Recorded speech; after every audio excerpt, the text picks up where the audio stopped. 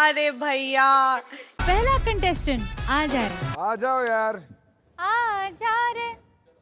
आ जा रे। मिस उदित जी यार। নমস্কার ম্যাম, নমস্কার স্যার। आइए आइए नमस्ते। রাধে রাধে, রাধে राधे। लेजेंडरी। वाओ, क्या बात है, बहुत अच्छा लगा। कहाँ से आए आप सर? আমি আজকে এসেছি সেই ওয়েস্ট বেঙ্গল কলকাতা তারাপীঠ থেকে, অনেক দূর থেকে। আমি মা তারার সাধনা করি, আমি সেখান থেকে এসেছি। जन्नत से आए हैं आप। क्या नाम है आपका? আমার নাম হচ্ছে চাপারানী দাস। আমি মায়ের এতটাই ভক্ত, আমাকে সবাই চাপারানী বলেই ডাকে। कहीं मैं बेहोश ना हो जाऊं खुशी से। এটি হচ্ছে আমার মেন পরিচয় যে আমি তারাপীঠে থাকি এবং মায়ের ভক্তি, শ্রদ্ধা, ভালোবাসা দিয়ে আমি আগলে রাখি। क्या करते हैं आप वहाँ? কাজের ব্যাপারে কি বলবো, আমি যে পুণ্যের কাজ করি এই কাজ সবার ভাগ্যে জোটে না গো। আমি মন্দির ঝাড় দিই, মুছি, ভক্তদের পথ দেখাই, কখন কোথায় যেতে হবে সেটা নির্বাচন করে দিই। এর থেকে ভালো কাজ আর কোথায় পাবে? क्या बात है। আর মায়ের রাঙা চরণে আমি সব সময় পড়ে থাকি। আমার এই মাথাটি যদি আমি না ঠেকাই আমার মনটা শান্তি হয় না। আমার এটাই প্রধান কাজ। क्या बात क्या है? बात है भाई। क्या बात है? वाह। আমি আজকে ইন্ডিয়ান মঞ্চে এসেছি একটা কারণেই, আমার ভক্তদের কারণে।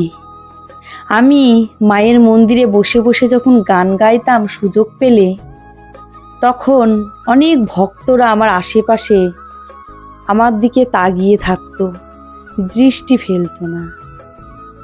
আমাকে বলল, মা মা তুমি জানো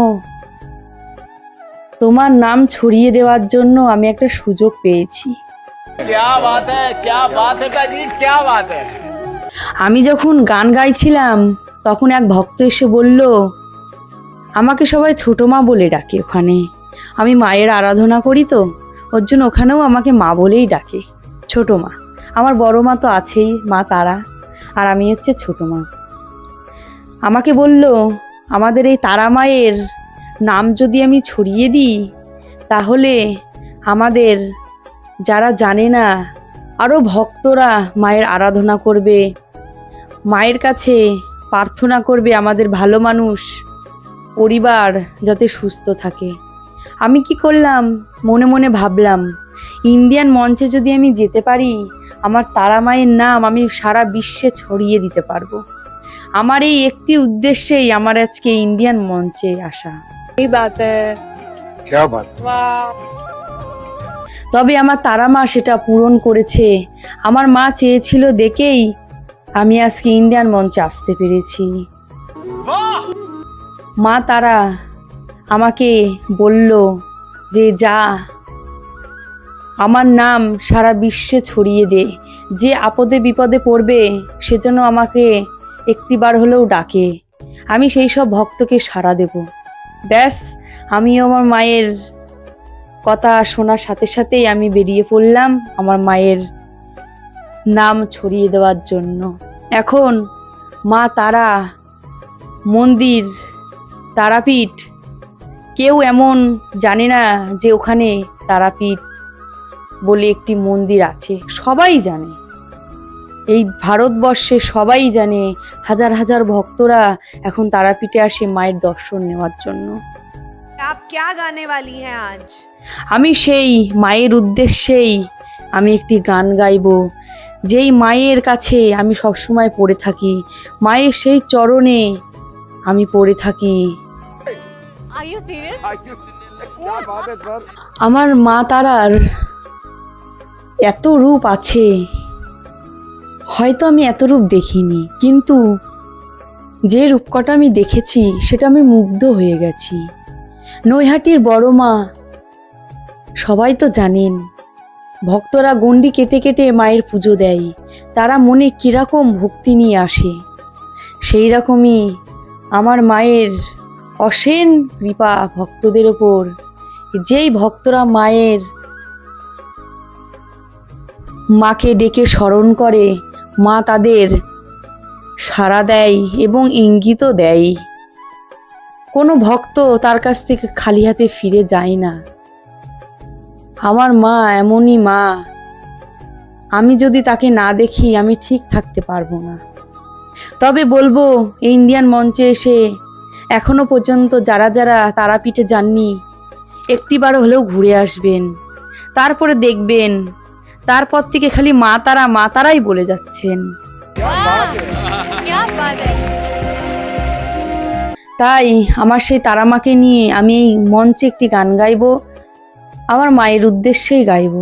যদি গানটি ভালো লাগে লাইক কমেন্ট সাবস্ক্রাইব করে আমার পাশে থাকবেন এবং আরও ভক্তদের মাঝে এটি ছড়িয়ে দেবেন।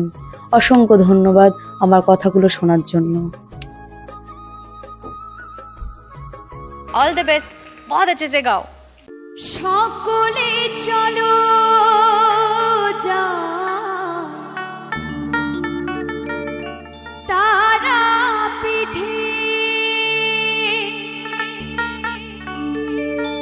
পুজো দিতে মায়ে